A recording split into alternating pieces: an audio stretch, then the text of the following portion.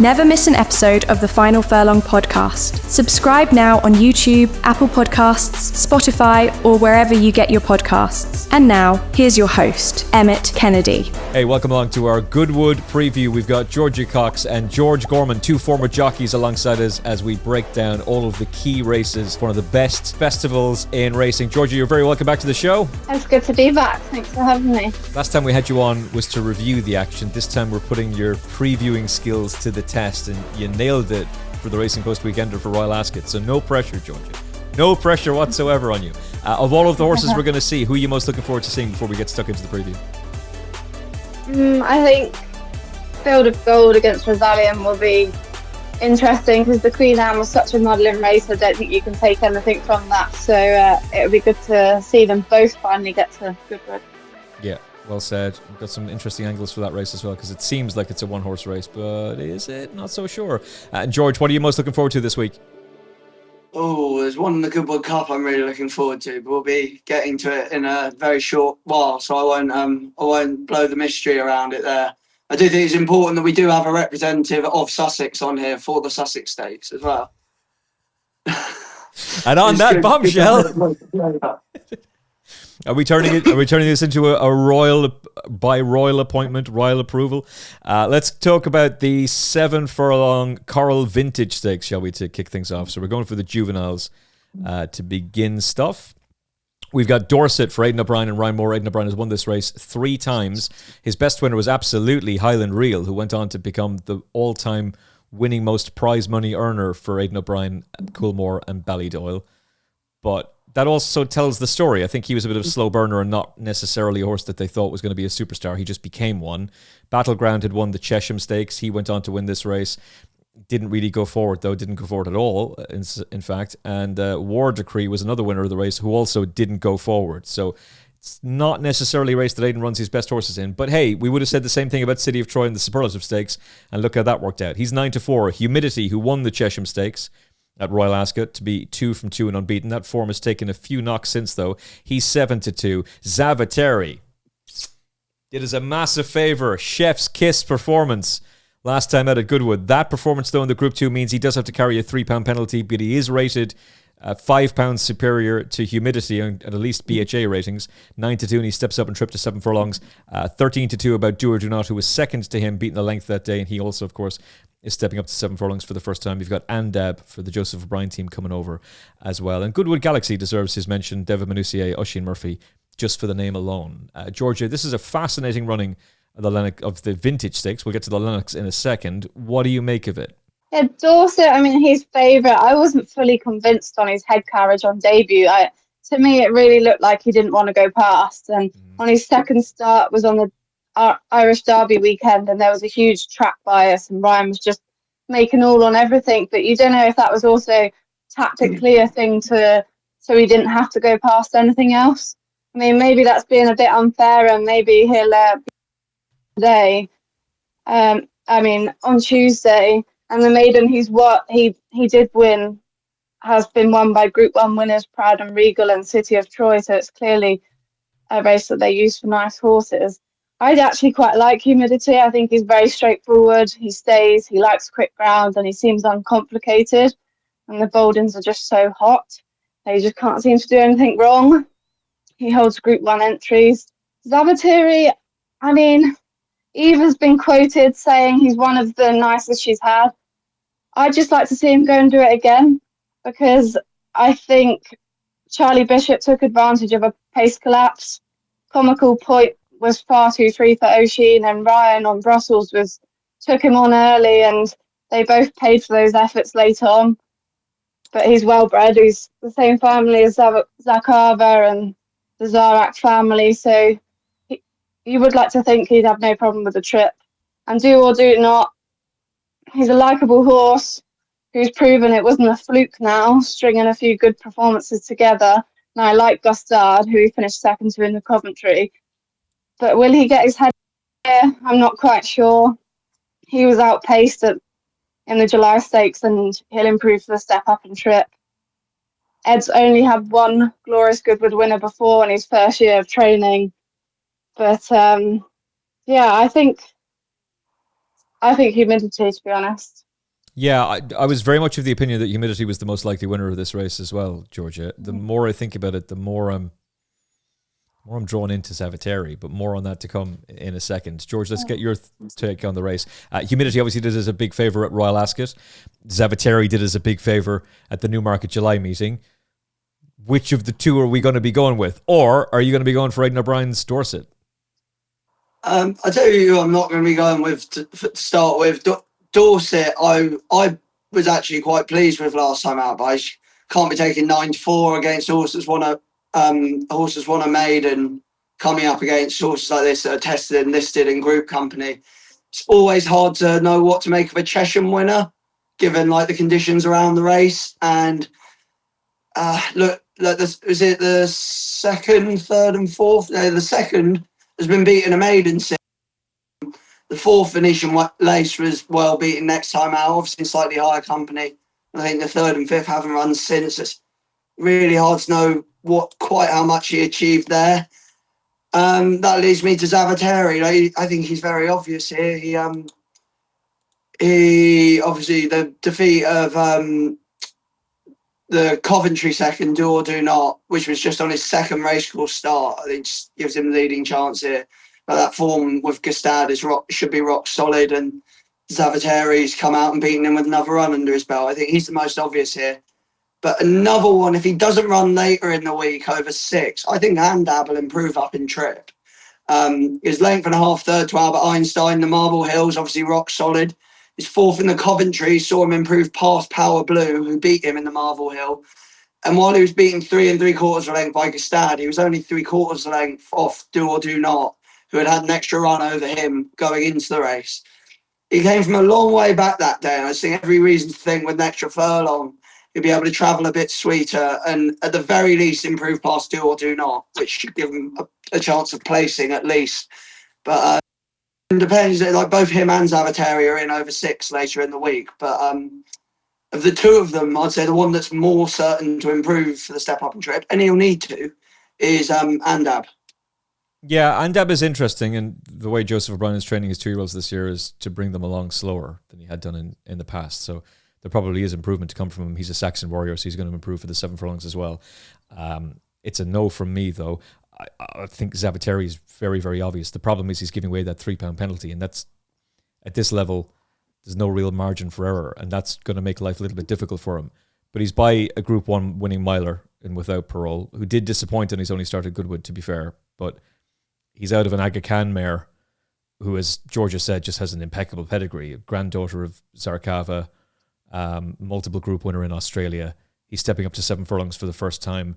I really like that performance in Newmarket. He settles in behind Ryan Moore in Brussels for the first 2 furlongs, but then he ends up, because of circumstance of the race, he's basically out wide with no cover, and he still goes and wins impressively.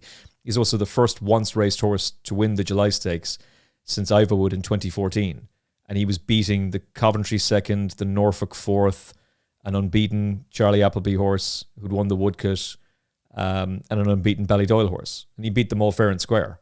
I really liked that performance. I think he's very, very talented, and I don't really worry about the £3 penalty. In fact, if it was a worry, I'm not sure why Eve Johnson-Houghton would be running him. The thing that worries me is Humidity, because that long stride that he has, the fact that he was able to go and win the Chesham on just his second start, the fact that Watnan paid what has to have been a fortune for him to prize him away from Cheveley Park, and the form of that maiden. All right, some of those horses have not gone on, but Do or Do Not certainly did, who was miles behind him. That's the most red-hot maiden in the country. The Chesham form is mixed. Secret Adversary was beaten in a maiden at Ayr the next day. The horse who beat him is an Adrian Keatley horse who was a big price. It was a messy pace of a race. Maybe you can excuse that. The horse refused to settle as well. Venetian Lace was beaten, George. You're right, same position in the Superlative Stakes as it was in the Chesham, but she did improve on Orpiours. And as the Dylan Cunningham horse came out and won a maiden afterwards, I mean, that doesn't really mean a whole lot, but Dylan obviously thinks quite a bit of that horse. I like Humidity. All of that is to say, I really don't like Dorset.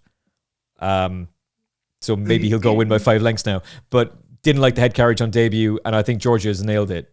Ryan just went to the front on a pace-favouring track and controlled it on the front end. Now, on the positive side, 2 of his stable companions from that race have come out and been extremely well-backed and won New Zealand was an odds-on favourite on his next start, wins. And Giovanni Bellini, or whatever his name is, Benvelato Chiellini, he was backed as though defeat was out of the question, next time out and won as well. So they must like Dorset, and he did win the City of Troy Maiden. So maybe he's very, very good, but I don't think he deserves to be 9-4 going up against a Chesham winner and a Group 2 winner. I'm going to side with Zaviteri. I hope he can do it for us again. But I really like Humidity as well. This is a tough race, and it's going to be an exciting one. Final selections, Georgia and George. Georgia first. I mean, listening to you, I feel like I'm going over to your camp now, but I think it's definitely between those two anyway. George? Zaviteri. Yeah. I'll play the reverse forecast, Humidity and Zaviteri, for sure. Because I think Dorset is a false favourite and doing us a favour in that regard. Yeah. But hopefully Zaviteri can do it again for the final furlong. Let's switch to the Lennox Stakes, shall we? So be a good interesting comparison in terms of times for the day between the juveniles and the 7 furlong horses. We'll see how it goes up. Kinross is going to run in this race for the 5th consecutive year, which is pretty extraordinary. He's going for his 3rd win in the race as well, and you can argue that his 2 defeats he's been a little bit unlucky in. John Quill brings classic form into the race, having been second in the French 2000 Guineas behind Henri Matisse. His form at Rashabar earlier in the season has worked out pretty well too. And Noble Champion brings Royal Ascot winning form. He's definitely a 7 furlong specialist. His brother Pogo was placed in this race, although he did run at Goodwood 5 times and was beaten on all 5 occasions, but he placed a few times, including in this race in 2022 or 2023. Maybe Noble Champion can go one better than him, but Georgia has already outlined Ed Walker, for all that he's a legend and one of our favourite trainers. He does only have the one Glorious Goodwood win on his CV. Is that going to improve here, Georgia, or is it all about Kinross? I think I'm going to go with the old boy, Kinross. I mean, he comes here fresh. I don't know what's going on this year, but so many of these horses, when you look through it, have only had 1 or 2 runs. And if that's because of the quick ground or because of people race tracking and avoiding each other, but Kinross comes here with just 1 run under his belt. This comes fresh. He just got touched off by 10 Bob Tony carrying a £5 penalty after 224 days away from the track in the John O'Gaunt Stakes. I think he's the class horse in the field. He ran huge on it last year to be 3rd to Audience when he was quite far back and just got going late. I don't think Audience is the same horse as he was anymore. I actually have ridden him when he was a 2-year-old, and he was a very on his nerve horse, like a lot of Ifrages are. And I think he's just relaxed now, so he doesn't do that helter-skelter run off nerve and get away with it. And with Quinault in the field as well, they're both going to be, like, that's how he runs his best races, and they're both going to be doing the same thing and probably burn themselves out. John Quill's interesting. If Juddmonte didn't have Field of Gold and Cosmic Year, I don't think John Quill would have ever gone to the Commonwealth Cup. I don't think he was ever going to be a sprinter. I think they were just trying to separate them all. And he'll be interesting. You know, he travelled the best in the French Guineas and only went down ahead to Henri Matisse. The Noble Champion comes here. See, those 3, I think, will be in the frame. Winning the Jersey. Ramoose of Owen Burrows, who finished 4th that day, has come out and won since at York, a nice race at York, and looks like he'll be a potential group horse in the future. The track's a question mark. But I do like 10 Bob Tony as well, but I think he's a better horse with cut in the ground, and I'm not sure that he's going to get that. Yeah, the forecast is pretty good for Goodwood. It's meant to be a nice sunny week, so even if they do water it relentlessly, it drains pretty quickly. Just out of interest, when you rode Audience as a young horse, as a 2-year-old, did you think, this fella's going to win the Lockinge someday? Definitely not, no. I actually remember taking him in the stalls one day, and he was a very nervous young horse, like I said, like Ifrages are. So I think now he's relaxed. He's just not the same horse anymore. Yeah, I agree. They're putting the cheek pieces on him. We'll see if it makes a difference, but I don't think it will. George, it's a really interesting running of the Lennox Stakes. Who are you with? Yeah, so it's interesting. I think Noble Champion's very obvious here. I think he's best in at the weights by some way. And he showed at least that he acted on well over a mile 3 starts back here. He fell out the stalls and made up ground on Amelot late home, so this shows he lets himself down the hill. Even though he's not recorded a win or anything at the track, at least he comes down the hill, which you don't know with all of them. I think he's fairly obvious in terms of the winning of the race, receiving all the weight. As for an each way alternative, like George said, if it started raining, 10 Bob Tony would be of obvious interest, beating Kim Ross on seasonal debut. If the rain didn't arrive, perhaps Quinault showing up here in good form. They said that was a pretty impressive winner in the end at York the last day. Obviously a mile behind 10 Bob Tony the time before, but we let sprinters have that first run back, don't we? So sort of, yeah, if it rained, I'd have 10 Bob Tony each way. If it didn't, I'd have Quinault each way. But in terms of winning the race, I think Noble Champion's very obvious here. Yeah, I thought that too initially. I'm absolutely certain he's a 7 furlong specialist. I think Ed Walker's a great trainer, but I'm not entirely sure what they were doing with him at the start of the season. They tried him against John Quill. He shaped really well that day, actually, and probably needed the run first time out.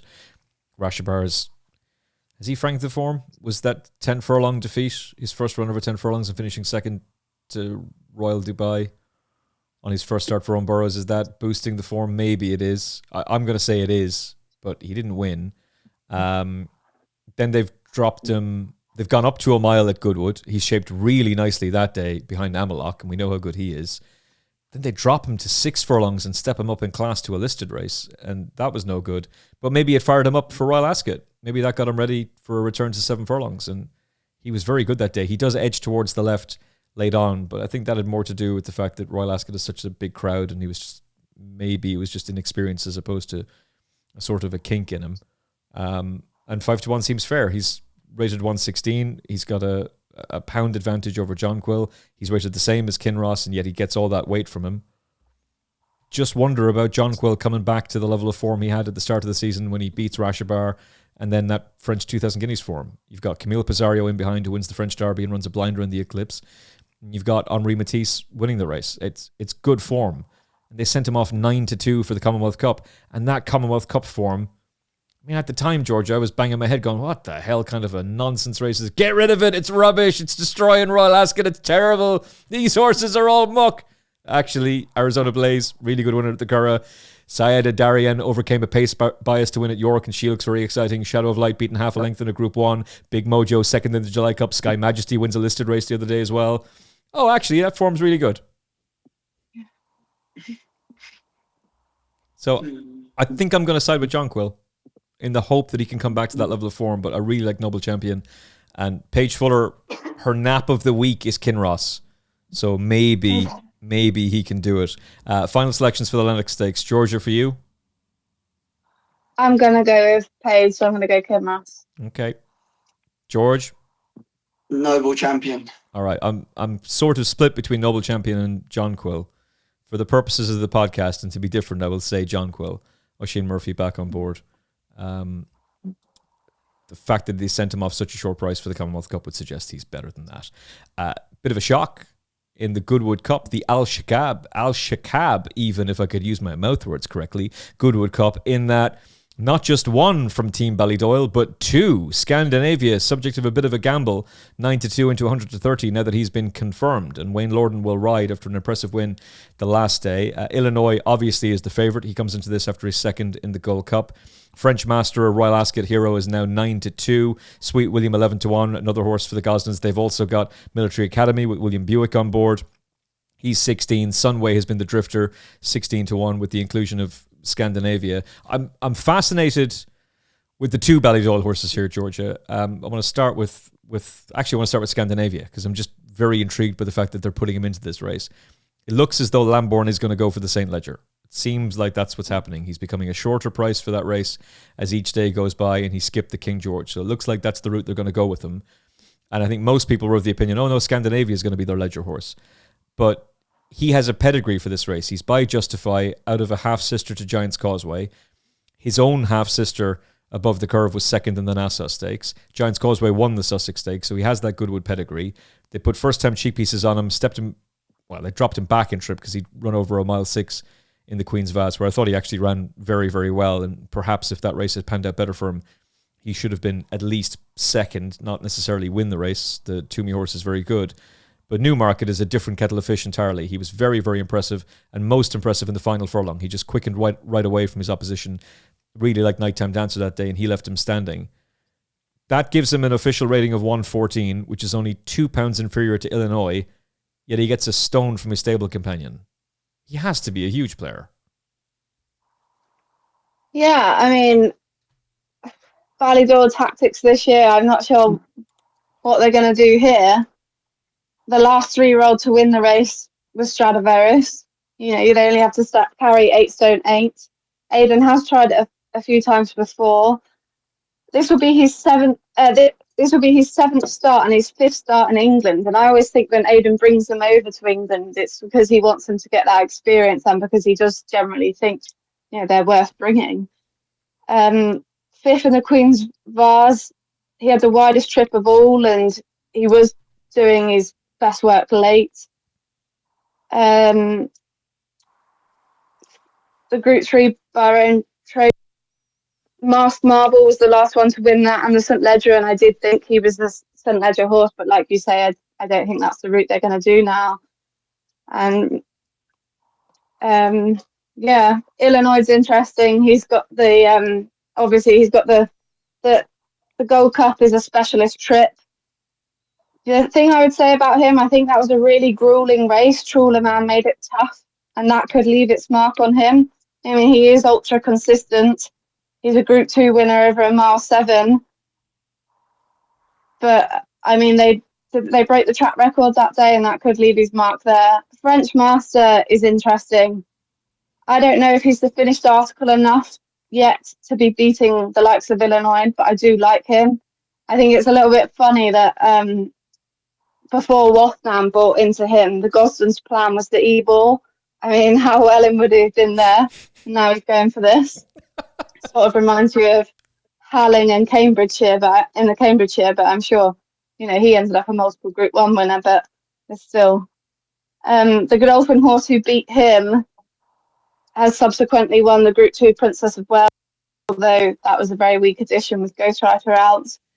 The race he won at Goodwood, the Gossens had used before with Courage Mon Ami 2 years ago. He does tend to hit a bit of a flat spot. He's been involved in a lot of messy races at slow paces. The blinkers didn't seem to help at all. No. As he covered just about every part of the track down the home straight at Ascot. He's clearly talented. I think he'll improve for the step up to 2 miles. But yeah, it'll be interesting. His brother is actually that Mahatha that Haggis used to have, and he always used to say that he wouldn't stay the Derby trip. But he looks like he definitely will stay. I mean, Philippa Cooper looks like she's very good at breeding these cup horses. And Sweet Williams, the one that I think will run well, that's a big prize, is Sunway. Yeah. He stayed extremely well in the St Ledger. And him and Dubai Futures will stay very well. And Saeed Bin Saror shows with Tornado Alert that he won a Group 1 in Germany today, and he shows he can still do it. I mean, he picked up the pieces when Trawler Man demolished him at Ascot and finished third. Sunway stayed at St Ledger. David Menuzier's had a quiet enough season, but he still remains interesting, I think, over this trip. Yeah, he's completely unexposed over the distance. Do you think he stayed the St Ledger trip? Yeah, I thought he was staying like it was a funny race, wasn't it? And it was only ever between the Ballydoyle boys, and he did get a bit of interference. But I did think he was not making ground, but he wasn't fading away anyway. Yeah, I thought so too. I mean, David thought he was good enough to run him in the King George. They thought he was good enough to run in the Arc. Obviously, and this is his home. This is his home turf as well, because they train very close to Goodwood, don't they? Yeah. I'm surprised he's the price he is. I understand it because Scandinavia's been put in there, and that's the cat amongst the pigeons. And also, it's been a little bit of a quiet start to the season for him. But Rebels Romance ran a blinder in the King George, especially seeing as the door was shut on him off the final turn. Thanks a bunch for that one, lads. Glandigan was a great winner of the race, but like he's probably still going to be third, but he's going to be a closer third for sure. So that's a boost in the form. Al Rifa's come out and won very impressively in the Michael John Kennedy Cup, the Group 2 at the Curragh. He's not far off them.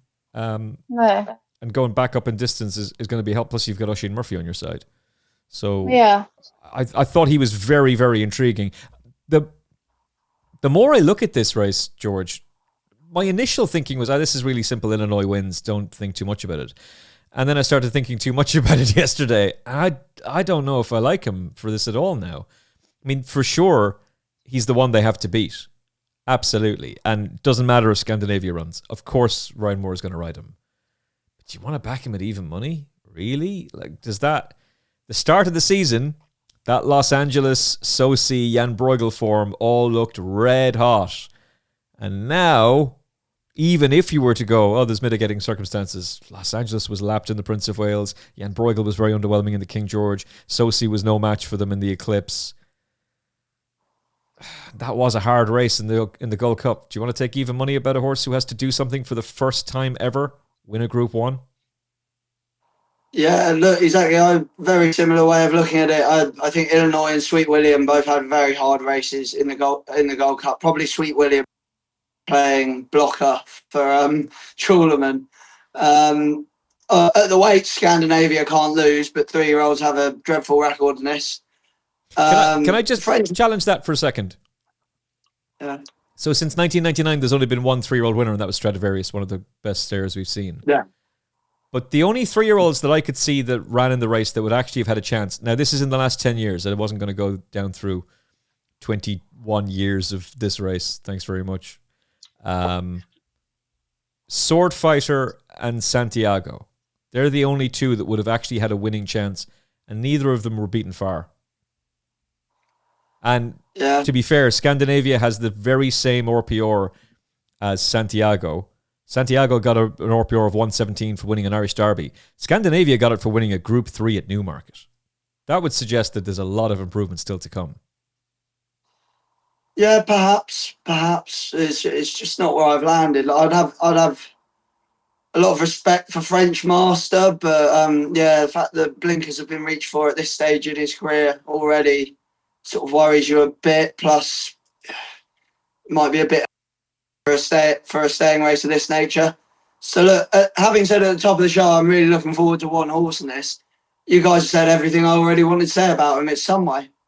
Sunway's I'm dying to back for this race. I happen to know that Manouzier had intended to run him, basically campaign him as a stayer this season, and the owners disagreed that he was going to be a top class mile and a half horse. So this was meant to be the plan. It's just taken him a good while to convince them of that.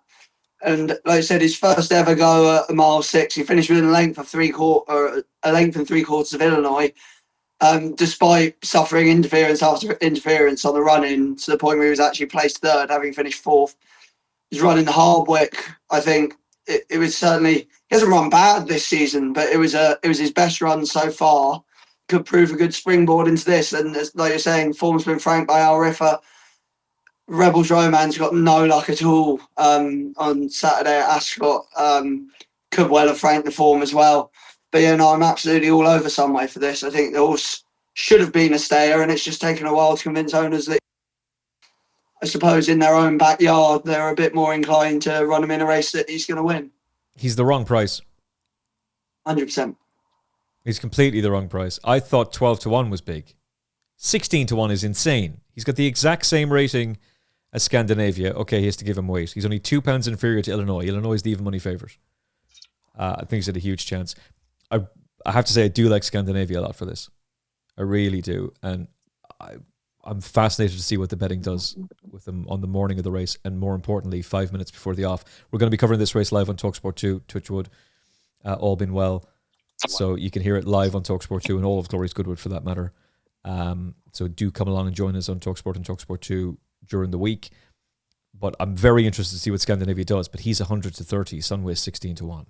So look, if it's a straight win bet, I'll go Scandinavia from an each way perspective. And you know we love a good each way bet here on the show. 16-1 about Sunway is just it's too big. It's too big. Okay, we'll switch to the Wednesday, which means we're coming close to the feature race of the week, the Fields of Gold. But first of all, we'll go for the HKJC Hong Kong Jockey Club. Whirlpool Molecomb Stakes, the Group 3. Lady A Man for Gerald Lyons with Ryan Moore already jocked up is 2-1. Havana Hurricane, if this is the race they go for, and I think it is. He does have another option, though, later in the week, 5-1. Zelina for Carl Burke, who was all the rage for Royal Ascot. Even though he was telling everybody Venetian Sun was his best, it was still a huge amount of talk about her. She was a little bit underwhelming, although the form has worked out all right. True Love was very impressive the other day, and she was only beaten 3.5 lengths, to be fair to her, 11-2. And Military Code, his form with Staya was franked, at least with her running a good race, but gelding operation probably coming for him pretty soon, and he's an 8-1 shot, unless he can reprieve himself and win this race, Georgia. Yeah, I mean, it is hard to know what's running and what's not, but I do think Lady Earman is a proper 2-year-old. I think she just got beat last time because she got outstayed by a filly that she's never going to run in against again in Beautify. I think she'll go up and trip, and she's obviously stepping back. Fillies have won this race with Trillium, Fleeting Spirit, Enticing, Majestic Missile. So I think she's just all speed, proper 2-year-old. She lost nothing in defeat last time. Havana Hurricane going, but I'm sure it's a quick 11 days later. It's a quick enough turnaround, but I think Eve knows what she's doing. Like you said, Zeldiana has a big reputation, and I think Carl Burke's very good at knowing what he's got. She looked impressive at Nottingham, but was just way too keen. I mean, she jumped out of the stall so quick. He was never going to be able to get her to settle, and it was just, we'll have to see if Royal Ascot's blown her mind or not. And like the second in that race, Flowerhead, was obviously beaten, but Saya, as you said, won the Princess Margaret since. Kevin Ryan's horse, I mean, he was 100-1 at Ascot, but only beaten 3.5 lengths fourth to Charles Darwin. Military Code, like you said, Argentina Tango's a very, very fast family, could run well. And Shapo Bade's horse as well, Dickinson. He was only beaten 1.5 lengths from Havana Hurricane, and he could do well. Who was the Military? Yeah, I thought one of them also had form with the horse with Fitzella, Military Code. Yeah, Fitzella, Hugo Palmer's horse. Yeah, that was Military Code. When he won at Ascot under a penalty, obviously he beat Fitzella, who won the Princess Margaret Stakes, and £11. That's a very important point to make. He was giving away £11 to her. To be fair, it was an impossible task. Yeah. So it's a hard one to work out. I think I would just stick with Lady Amans to win this, but I mean, sometimes you just want to throw a dart at a race like this, George, and possibly the simplest solution to this race is just go, well, who does Mick Appleby have? Who have you got? Let's scroll down the page here. We've got, he's got this Yorkshire Puds. Once raced, beaten, 40-1 shot. Doesn't matter. He's won the last 2 runnings of this race. He'll win this one too. No, I'm with a different Appleby, I'm afraid. The Lady Man hopefully can continue her progress, drop back down to 5 furlongs. I don't think 6 suited the last day, but as I've mentioned it before, while she sort of kept winning all the way through, the RPRs are creeping up very slowly. I think it's just a fast early type that improvement's going to stop. So I'm with Military Code for sort of the reasons said. It gave £11 to Fitzella and beat her a neck, who obviously came out and won at the weekend. It's also the form of finishing second to Steyer, who came out and ran a blinder at the weekend. I just like all of that, and it was a big step up last time to run to an RPR of 99. It'd be my idea of the winner anyway. If there's one at a bigger price, it's another one that's already been mentioned, but it's Argentine Tango. That excellent form. I think he's beaten Midnight Tango twice, and the second time beat Midnight Tango and Bella Lyra, who were 3rd and 4th behind Steyer, and the other horse was Fitzella at the weekend. I think that form's probably far too good to be sending a horse off 16-1. Having said that, there's also an entry later in the week as well for something a bit less competitive. I think there's a conditions race on the Wednesday that she's currently in. So just worth mentioning that, rather than backing it now. Although the problem is, if she's declared for this, she'll probably be half the price. But if there was one at a bigger price, I'd be interested. but military code for me. Yeah, I can see it. I'm probably going to side with him on the day. I don't really have a strong opinion on the race right now. I'm willing to be swayed. Does anybody know, is there an airfield very near Glorious Goodwood? Georgia? No, I don't know. Because Closest one's probably Shoreham Airfield. There we go. So that's what's going to happen. Watch out. Keep an eye on the skies for Gerlines flying into a airfield near Glorious Goodwood. If anybody was watching Goran at the weekend and you saw a plane behind the starting stalls, that was Gers. Yeah. Flies to Goran Park, which means he was landing at Goran Park and taking off. So fair play to Eddie and the team for letting him do that. What a legend. Imagine being so successful at life, you can have your own plane that you can fly yourself to your work. Hero, Gerlines. I'd love to see Lady Aman win for him. He's a class act. I think I'd be taking her on at that price, but she's a really interesting one. The fact that Ryan Moore is booked for the ride tells its own story, but right now I'd be siding with one of Georgia or George. Decide for yourself who made the more compelling case. To the feature event of the whole week, the Sussex Stakes. Field of Gold is a prohibitive odds-on favourite. 9-4 on is the price for John Thady Gosden as he bids to follow in the hoof prints even of his sire by winning the Sussex Stakes. Can it be another big Group 1 win for Kingman? Field of Gold going for his third Group 1 of the season. He's going to take on Rosalien for the first time as he takes on older horses for the first time. You're not supposed to take odds on about a horse who has to do something for the first time, and Field of Gold has to beat older horses for the first time. Rosalien, this time last year, was the odds-on favourite for this race before the respiratory infection ruled him out for the entirety of the season. We've only seen him twice since then, and he has improved from first to second start. Can he improve for his third? He should. Henri Matisse, put in his place by Field of Gold last time out at Royal Ascot. Could he get closer to him this time around? Maybe. Docklands beat Rosalien. He's a 14-1 shot, though, getting no respect for Harry Eustace. Tom Marquand rides for the first time, and there's a couple of other horses in there as well, as the field has yet to be fully decided. Carl Spackler, though, we do think is going to run. He's a 40-1 shot. Now Australian-trained, ex-American. He would need to improve, but that's not out of the possibility. Georgia, is Field of Gold a stone-cold certainty, or is this Glorious Goodwood, tight track, undulations? We've seen this before. Proceed with caution. Yeah, I mean, I remember before Sandown, people were doubting the 3-year-olds, and then Delacroix went and beat them all. Obviously, we didn't get any 3-year-olds in the King George. So it will be interesting. There are a lot of questions. Field of Gold, Rosalie and Carl Spackler never obviously have seen anything like Goodwood before. Field of Gold obviously has won at Newmarket twice before, but then obviously got, say what you like about the Guineas. The Queen Anne is just, it was, Carl Spackler probably thought he was still cantering down to post. They went that slow. And I don't think you can judge it off that.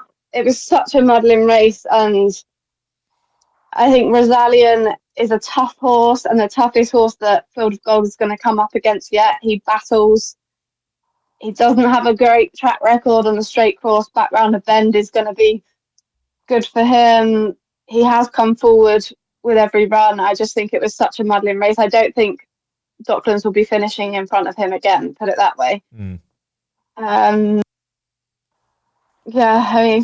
Field of Gold will be interesting. It is the toughest race he's had. He is literally following Kingman's 3-year-old season.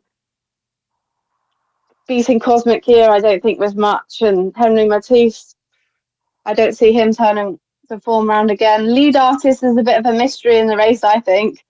They've supplemented Kirat for 70 grand to obviously be the lead horse, but Lead Artist won the Lockens by going forward now. So I don't know if he'll run or not. Carl Spackler, I think, could be overpriced. He looks like a monster as a physical. But I don't know how he's going to do with undulations. Docklands, it's crazy to think as a 5-year-old gelding, his first stakes win was the Queen Anne. But, I'll have you know, he's still a full horse. They're trying to make him into a sire. Oh, is it? Is he a horse? I just assumed he was a gelding, to be honest. Yeah, I assumed he was a gelding until I remembered. Hang on a second. Because I asked Harry Eustace this the other day, are you going to keep him in training and try and win a second Queen Anne? That is the plan. And the whole idea of that is trying to make him into a sire. But they know he's not one right now. Oh, right. Yeah. It is a tough race to see how it's going to pan out. I think it is just going to be between Field of Gold and Rosalien battling it out. And I do want to see them battle. I think it could be a great race, Yeah, I'm fascinated by it. It's the duel on the downs, as it tends to be called. Yeah. It doesn't, as George pointed out in the show before, it doesn't always actually work out that way. But my initial reaction to Henri Matisse and Rosalien, George, was Henri Matisse will beat him. And I'm sort of really interested in the fact that Coolmore are sending him here, because you just got destroyed by Field of Gold at Royal Ascot. Surely you want to go elsewhere in your attempt to win a Group 1, because he is going to be a sire. Now, there's an attitude issue and they need him to improve. But he's a Group 1, he's a Breeders' Cup Juvenile Turf hero, he's a French 2,000 Guineas hero. If he's not a sire at Coolmore in Ireland, he can definitely be very appealing to the Australian and to the American turf breeders, for sure. And hey, maybe this is just a free shot. If you lose to Field of Gold, you've lost nothing. If you manage to beat him, if Field of Gold gets stuck in traffic problems and you win, great. But the more I look at this, maybe this is just the hamster running around the wheel a little bit too much. Rosalien has been beaten in 3 Group 1s on straight mile tracks. 2,000 Guineas at Newmarket, Lockinge at Newbury, Royal Ascot and the Queen Anne. But he's won 3 Group 1s on turning tracks, going round a bend. Prix Jean-Luc Lagardère, Irish 2,000 Guineas, St. James's Palace Stakes. Maybe this is what he wants. Go back round a bend, and he gets it at Glorious Goodwood, and he is unbeaten in 2 starts going right-handed. He can't be out of the first 3, which means he's the perfect scumbag each-way bet. Yeah. Look, I don't think it comes down to, like you say, Field of Gold probably wins, but probably isn't good enough for 4-9, is it? No. It's they say he's taking on the older horses for the first time. And if you're going to oppose him on the basis of what's he going to think of an undulating track, he did win the Craven and he was second in a Guineas when maybe not given the best ride. You look down, Rosalien's only run a properly undulating track, was in the Guineas, he got beat. Henri Matisse, I'm not sure, has run an undulating track. Dockland's only at brings you down to lead artist. He's course and distance winner. Like, he might not have given his running the last day, but how many did in the Queen Anne? You're talking about a Lockinge winner that's a course and distance winner, and you're getting a ridiculous price about him. Maybe that's the way to play it, is just back him each way, because it does look to me like it's set up for him to run an absolute stormer, especially with Kirat in there, who, bless him, isn't going to know what's going on when he sees the bookie boards and sees that he's 150 to 1. He's been sent off favourite in 9 of his 11 starts. And then he was 8 to 1, was it at Royal Ascot last year, and then 10 to 1 at Royal Ascot this year. He's he's not going to know what's going on when he's only 150 to 1 shy. Geez, I know I didn't run great, mate, but it's a bit of an overreaction. Slightly. Yeah. He might get the shock of his life up into a Group 1. But I feel like you can't back Field of Gold at 4-9 when you've got a couple of unknowns there. But like I said, I think Rosalien's a rocket ship, but he hasn't got an any better record. He's got a worse record on undulating tracks than Field of Gold has.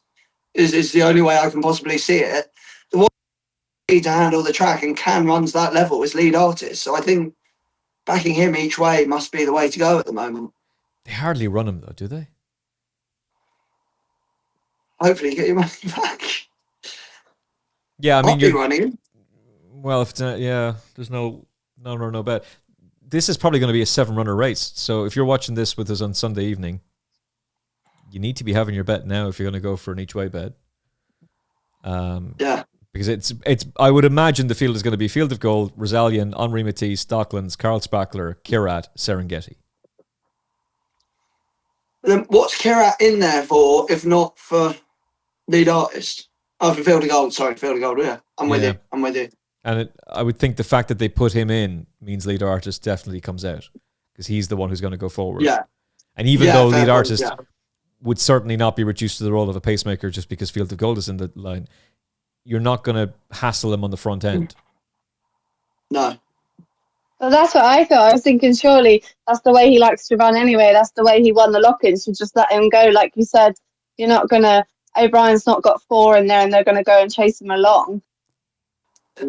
I said all year round, I knew that was going to be a messy race beforehand and not put a pacemaker in. And now he's managed to get one that he doesn't even have to do it. He's one of his own horses. So he's, you know. I mean, the likely scenario is that this is just really simple. Field of Gold blows him to pieces. He's the best horse in training. He's the superstar miler. And then people start talking about the Juddmonte and George Gorman announces to the world no, because he's spoken to his close personal friend, Thady Gosden. And Thady's like, nah, we don't want to do that. We're not going to go for that race. We're going to keep him to a mile. But we'll keep him in training with us and we'll go for the Juddmonte all you want next year. Happy days. And that's hopefully what they do, by the way. Hopefully they do bring him back as a 4-year-old. But a couple of things. First of all, you need everything to go right. Bookmakers only need one thing to go wrong, and they win. And you're only going to get 4 for every 9 you put on. So, not really worth backing him, quite frankly. Either you just sit back, watch the race and enjoy it and applaud him as a brilliant winner, or you take him on.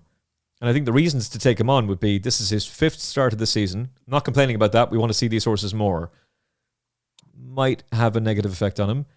It's also the 3rd different jockey. I don't think that's a nothing. Like, William Buick's a great jockey, but 3rd different jockey in 5 starts at Goodwood, where it can be a complete mess. I think you take him on. The horse that's just the most obvious is Brazilian, because he's the completely different form line. I don't see a logical reason. I'd love Henri Matisse to win this race, but I don't see a logical reason as to why he does after what Field of Gold did to him at Royal Ascot. So you have to go for something else. I'll take a chance on Rosalian, please, and hopefully Hannon's horses seem to be running better. It's his 3rd start of the season. Hope he runs better. But if he runs, it's lead artist for George. If lead artist isn't in the lineup, George, who are you with? It's a no bet if he doesn't run. It's a no bet. Okay, George, just sit and watch Field of Gold win. Have your Field of Gold hat on and wave away. Georgia, for you? Yeah, I do think it's a tough race to have a bet in. And I think everyone's going to be riding to get Field of Gold beat. So I do think Rosalian is the tough older horse. He's not been overdone. You know, I'd probably go with Rosalian. Yeah, I'm with you. I'm with Rosalian as well. I didn't think I'd be saying that at the start of the week, but the more I watch this race, back round to bend, Hannon's horse is improving. Each way bet paying 3 right now. Right now in my head, the each way bet is Zaviteri, Scandinavia / Sunway, John Quill going on to Rosalian. And he can't be out of the first 3. And they'll only be paying 2 places, but I'll have had the first 3 locked in. Oh, finally!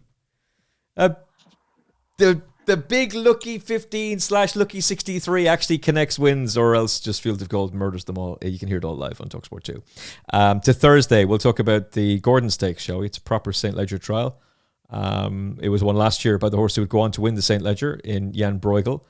And a number of other horses have taken it before going on to better things. Merchant is expected to go on to better things. He steps up from a handicap into a Group 3, but it makes sense considering he easily dismissed Serious Contender at Royal Ascot, and that horse then gave Lambourne a bit of a fright in the Irish Derby. So that looks red-hot form. There's plenty of other horses that come out of that race and run really well too.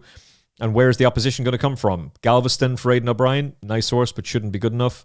He wasn't good enough against Amalok at Royal Ascot, and that was when he was essentially the super sub. They had another horse that Puppet Master was supposed to be the main contender that day. He's a 5-1 shot. Rahib for Roger Varian and Sylvester de Souza, a 5 shot. Sir Dinadan, the Rafe Beckett yard, still a question mark over his form. Wimbledon Hawkeye just looks tripless. Merchant wins, doesn't he, Georgia? Yeah, I think it is that straightforward. A race that William Haggis has won before with Desert Hero, and I think Merchant is a better horse than Desert Hero. Like you said, his form's been frank. I mean, he was 16-1 for the King George, and he's already 4-1 for the Great Voltager. I think I am going to side with him for this race, but I do also like Rabia, however you say it. I mean, I don't think it's a plus for him. He's stepping back in trip. He was staying all the way to the line in the Queen Bars,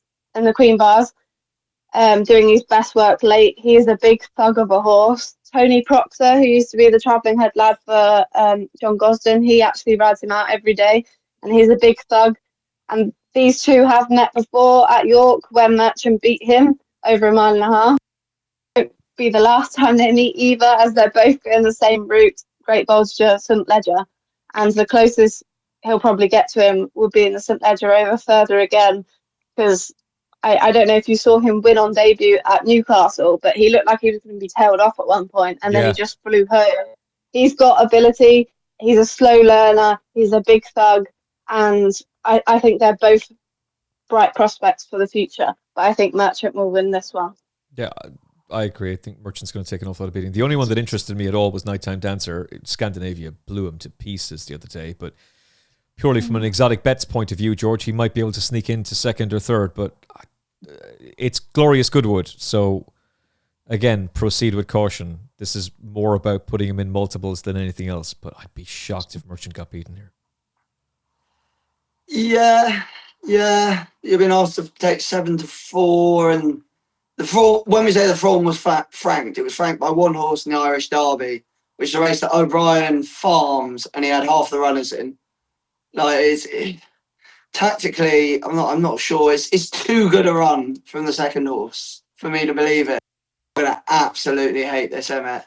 You're gonna absolutely hate this. Go on. I've landed on. Say again. Yeah, I say you're gonna absolutely hate this, but I've landed on Wimbledon Hawkeye. Oh, what are you doing, man? How many times has he ran this year? I know you're of the opinion he's tripless, but he's the second highest rated horse here, and he's acquitted himself very well without winning this time. He's second in the Craven, fifth in the Guineas, third in the Dante.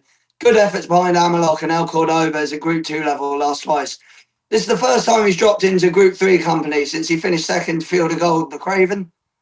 And I think his lack of a win is going to see him go off way bigger than 15-2. He's going to be a much bigger price on the day. And he's got to come good sooner or later, and he's down in class. I can just see it coming. I was with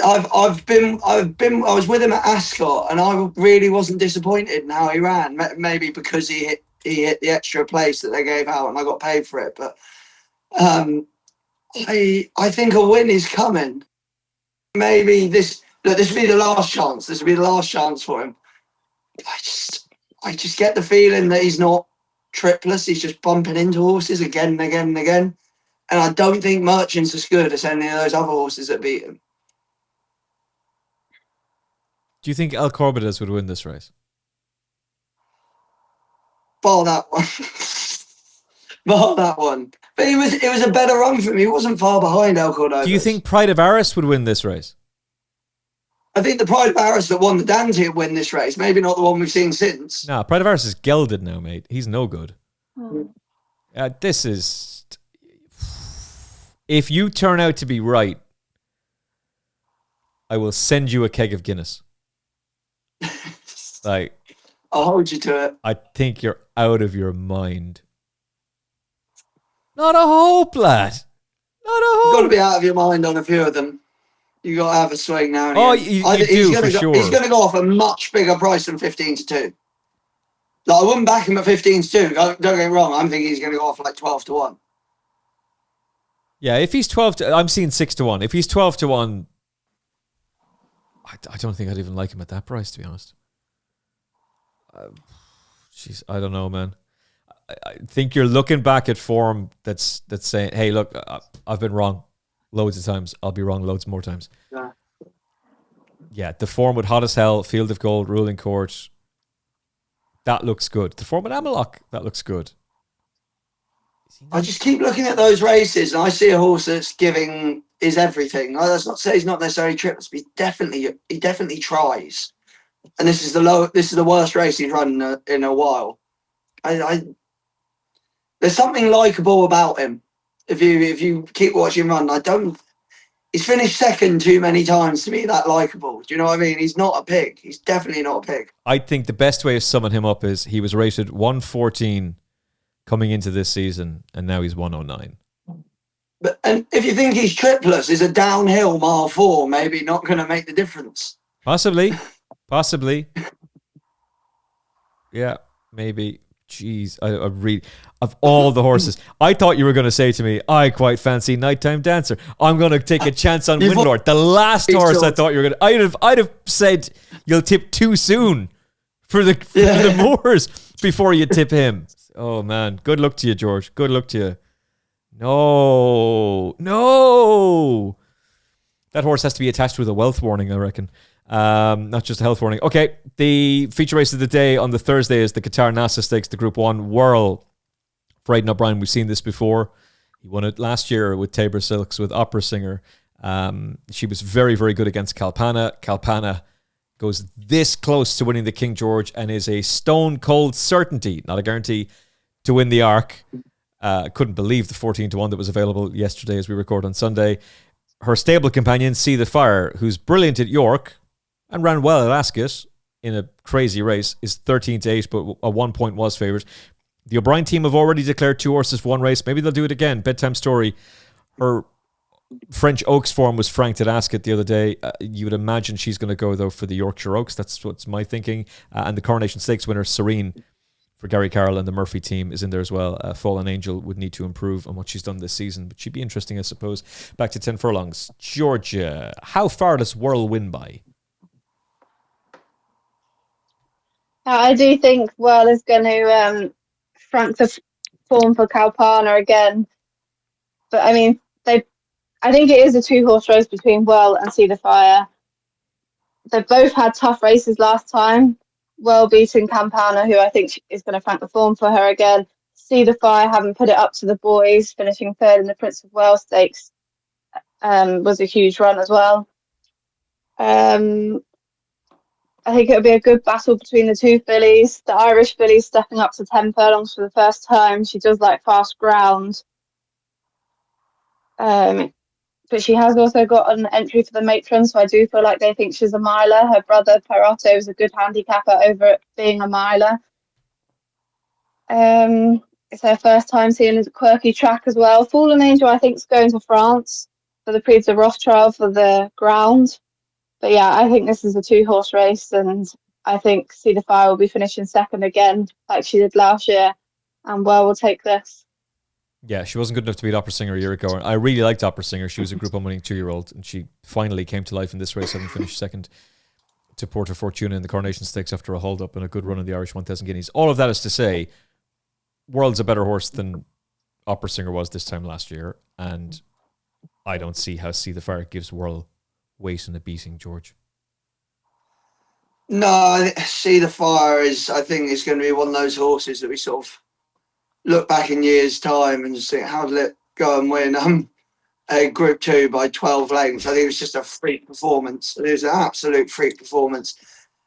Whirl is undoubtedly the best horse here on what we've seen so far. I didn't watch her in the Oaks and thought she didn't stay. I thought Mile 4 was probably her best trip, off the evidence of that. I said that she dropped back in trip and beat Kalpana and improved £1 on RPRs, but still, she wasn't stopping at the end of the Oaks for me. Like to me, she's a Mile 4 horse. I think if one of these is going to take a big step forward for a Mile 2, it might be Sursine. Like, take the point that the half brother Perotto was an out-and-out miler. Sursine's by Australia, but Perotto is by New Bays. It's not like she's the first one in the family to be by middle. But the way she's hit the line the last 3 times over a mile, I can't see how she doesn't improve further. It's not necessarily all there on the pedigree. Like I said, Australia, you would think she would, but like I said, the half brother was by a middle distance horse and I think tried further than a mile a few times, but never won. She's not got a lot to find on ratings with the likes of Whirl and that. Like, what is it? It's £4 she's got to find with Whirl. And if I think Whirl isn't as good over a Mile 2 as she is over a Mile 4, and Cersei might be better over a Mile 2 than she's been over a mile, it only takes one to run £2 worse and one to run £2 better, and they're bang there, aren't they? So at the current prices, Cersei would interest me the most.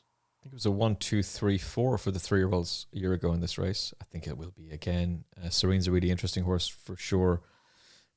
If Bedtime Story runs, she'll win. I'd be with her, but I don't think she will. I'm hoping they go for the Yorkshire Oaks with her. Her sister won it a year ago. Content. She might be a dark horse for the Arc. You laugh now. but she might be. If you're adamant that Field of Gold is going to win the Sussex Stakes and you're looking for a horse to put in some sort of scumbag multiple, well, don't complicate your mind. She'll win this. I'm pretty confident of that. Okay, we're going to switch to the sprint race on the Friday, the King George the 6th and Queen Elizabeth Stakes. No, it's not the King George the 6th and Queen Elizabeth Stakes. Just King George. We've just talked about that race. It was a fantastic performance from Calandagan. Hey, Calandagan. Well done to Calandagan and his connections, but the only lesson to take from that race is Calpana wins the Arc. So we'll talk about the King George Qatar Stakes instead. The Flying Five, Asafora apparently only 85% fit going to the race. Henry Dwyer says he'd be disappointed if she doesn't win, but that she will be 100% fit for York. All right, mate. Oisin Murphy is back on board after her 2-length defeat at Royal Ascot. There were logistical efforts and logistical issues going into Royal Ascot. That's why she didn't have her prep race. Big Mojo, who won at the meeting a year ago, is 5s after his runner-up finish, only beaten the neck in the July Cup. Time for Sandals for Harry Eustace. Richard Kingscote drops back to 5 furlongs, 6-1 shot. Frost at Dawn, can she back up that massive performance at Royal Ascot? William Buick takes over from Miguel Barcelona. She's a 13-2 shot. Jack Davidson's Fast Filly, she's quality, who's been runner-up in her last 3 starts, twice to Rumstar, an 8-1 shot. And over a trip that's bound to be ideal for him, Night Raider, a 10-1 shot for Georgia Cox in this race. So, spin the roulette wheel, Georgia. It's the sprint division. Who is the roulette wheel going to win on? Whose turn is it to win? Yeah, I mean, it's a competitive race. They've all got angles. As4 is a funny one. I did think she hasn't come here in such good form, but after listening to Henry Dwyer's interviews, he has said last year he thought she was over the top by the end of it. So he wants to be the first Australian trainer to have a runner in Ireland and France, so he's trying to prolong it. So is she going to come on? Last year I thought she got lost on the undulations, as she would have never have seen anything like that in Australia before. So I mean, I could see her coming on for it, but she's 6 years old now. It's tough. Time for Sandals, I do think she's the real deal, and her form, I mean, would Shauna won on his next start, winning the Jean Pratt, beating Lion in the Winter, and I do think that is good form. Big Mojo for me. I think Big Mojo is going to take this. Huge player. Didn't get a clear run at Ascot. Ran huge last time. A winner at this meeting last year.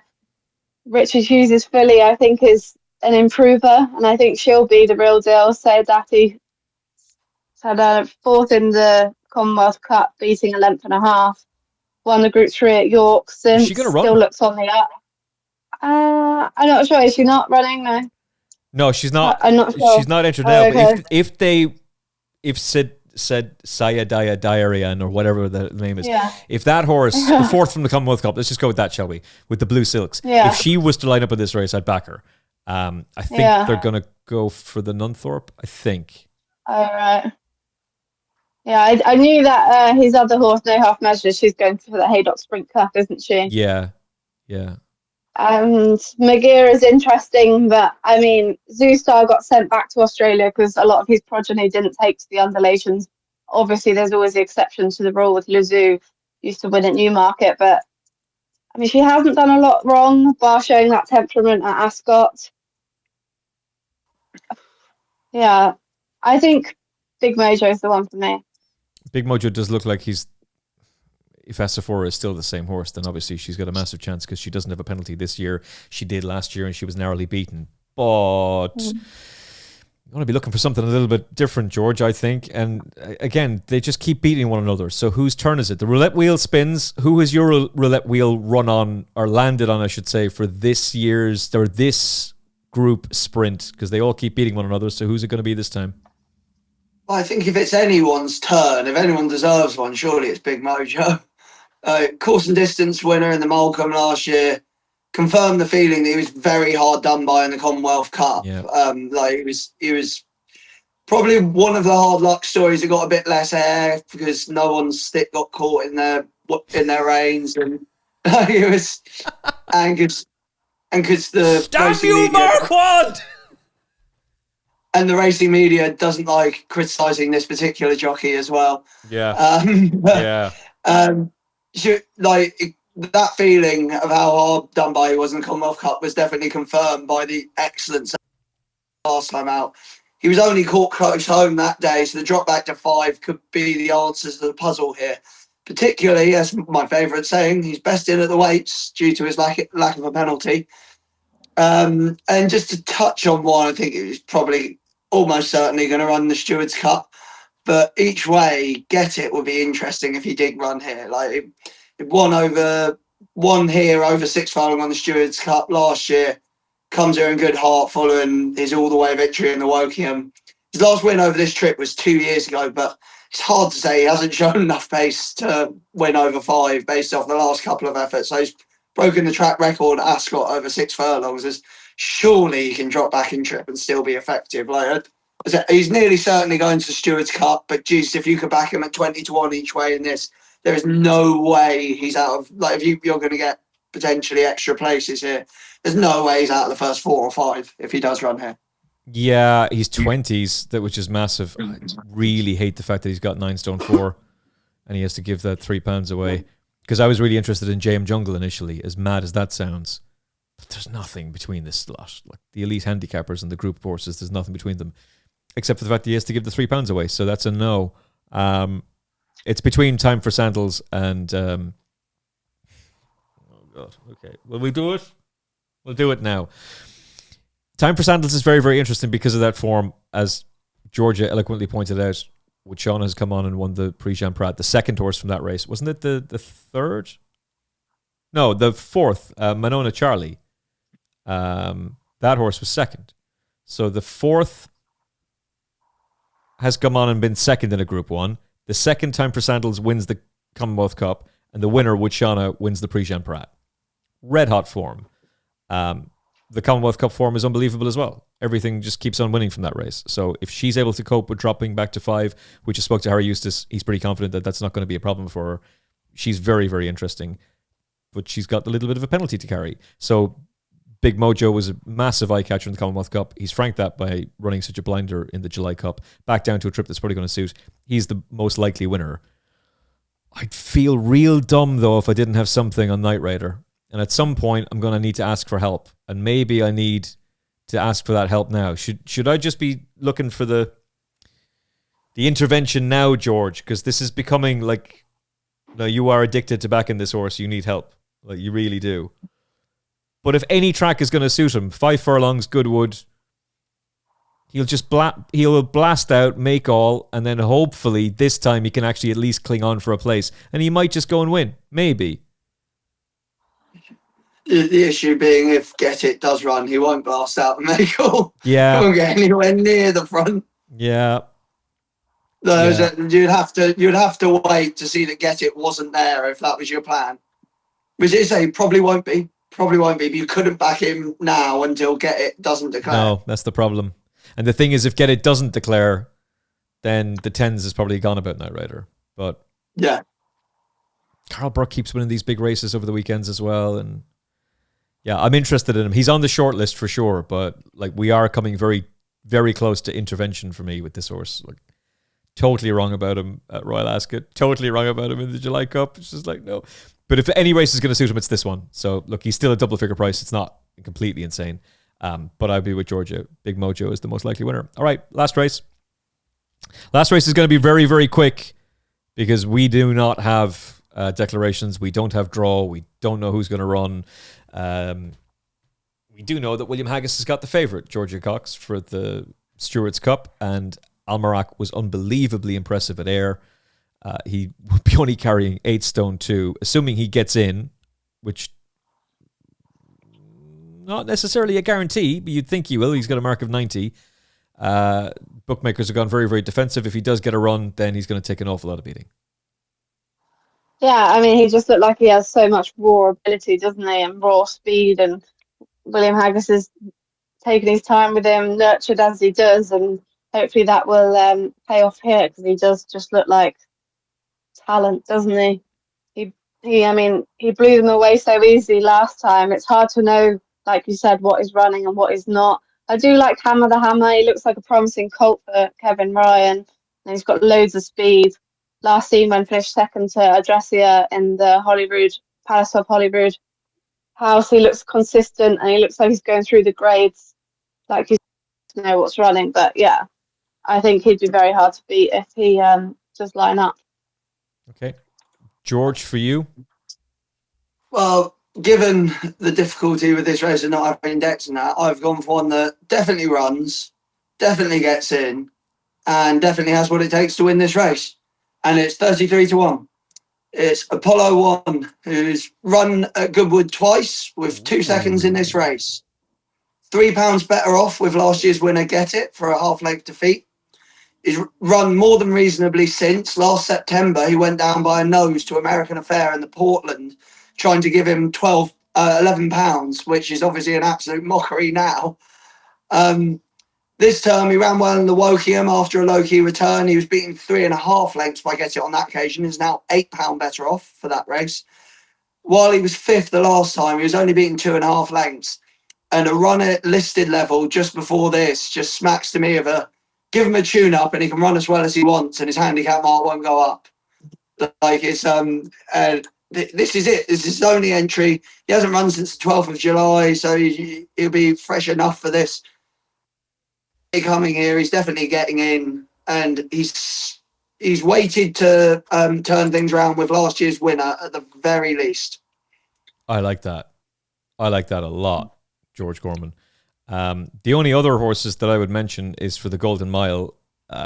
Unless you're called Jack Shannon, you need to be drawn first, second, third, fourth, or fifth. Sorry, apologies. That's Russian disinformation. Russian disinformation on the Final Furlong podcast. Unless you're called Jack Shannon or David Minussier, you need to be drawn first, second, third, fourth, or fifth. Tommy Sun was drawn 21. Johan was drawn 18. If we were doing video back in 2023 when Johan won this race, we weren't. But if we were, my face would have just been like, how?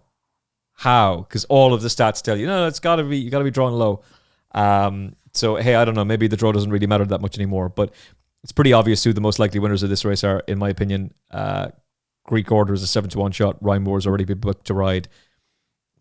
The fourth to My Cloud, that reads very well. Very, very well. Bullet Point was beaten, but he ran a blinder the other day at Ascot. Classic ran an absolute blinder. Wasn't expect. Back to Classic. Tipped him at Sandown. Didn't think he'd back it up at Ascot. My goodness, he's run a blinder there. Greek Order will take all the beating as long as he gets a good draw. And Skakusa is a really, really nice horse. I'm not sure if they're going to go for this. And a mark of 105 is going to be difficult.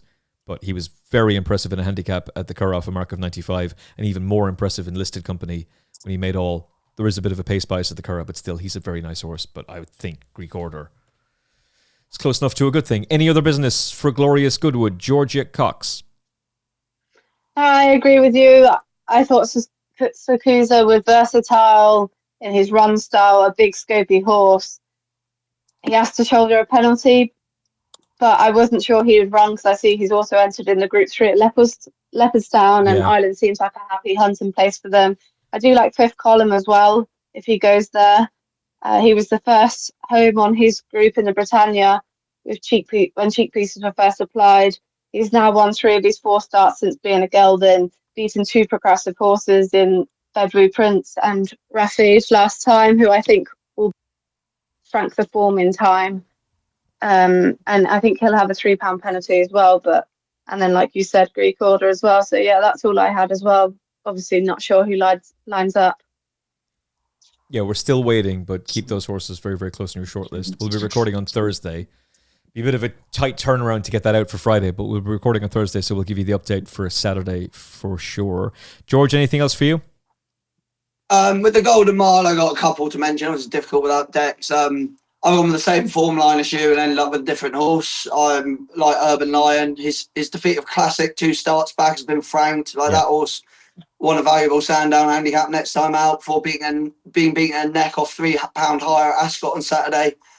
He ran an excellent race in the Hunt Cup, fifth, but just beaten a length and 3/4. Fourth and second have placed since, as you said. Greek Order beat him a neck that day, but is a pound worse off now with him. So Just we're only talking £1, but it's better than nothing, isn't it? The other one I'd have of interest be Fifth Column. Did well to come out on top in a very messy 3-year-old handicap at Newmarket last time. And he should be £5 higher here, but gets to run under a £3 penalty instead. 3 out of 4 so far this season. His one defeat came in the 30 run at Britannia, which, if anything, at least he's running a race of that, a field of that size coming into something like this. I think that experience will stand to him. The only other one was all the way back on Wednesday in the Oak Tree Stakes. I think Tabiti is probably too big at 5-1 for that behind Spiritual and Jabara. Ran into a couple of nice horses there last time in Never Let Go and Cajole. Cajole, while he hasn't won since, he's run very well the next twice. Never Let Go looked incredibly well handicapped that day. Presuming they'll keep the blinkers on this time, I think Tabiti will be able to get a bit of payback in the Oak Tree Stakes. Ryan Moore for Rafe Beckett. Don't know what to make of Rafe Beckett's team this season. Big fan of him. Great trainer, but dearie me. Hasn't been even £10 from Spiritual though. True. Yeah, true. And Ryan Moore's already booked 7 from Jabara. Yeah, and they've booked Ryan Moore in the absence of Colin Keane as well, which is very interesting. And this is the time of year where Beckett tends to explode into life, but we've been saying that for the last couple of weeks now. He's having winners again. I'll say that. It's just, I don't know. Proceed with caution, I would say. Okay, Georgia, who is your best bet of Glorious Goodwood 2025? I think it's tough. I think there are a few that at the moment we think are bang on there, but they wouldn't be a good bet. So maybe one of the big prices as an each way bet. It is really tough to nail something down. Or maybe I'll just go Big Mojo. I'll go with Big Mojo, I think. I like that. I like that a lot. George Gorman, for you? Oh, we're going all the marbles, Emmet. How many places you give me in the Stewards Cup? 5? Oh, in the Stewards Cup, you should be getting at least 6. Oh, but I'm talking now because I want 33-1. Oh, man. Not after decks. Account restricted. 4 places, max bet £5. That's £2.50 each way. My nap is going to be Apollo 1 each way in Stewards Cup, 33-1. I'll go my next best. I'm going to go again. I'm going some way in the Goodwood Cup.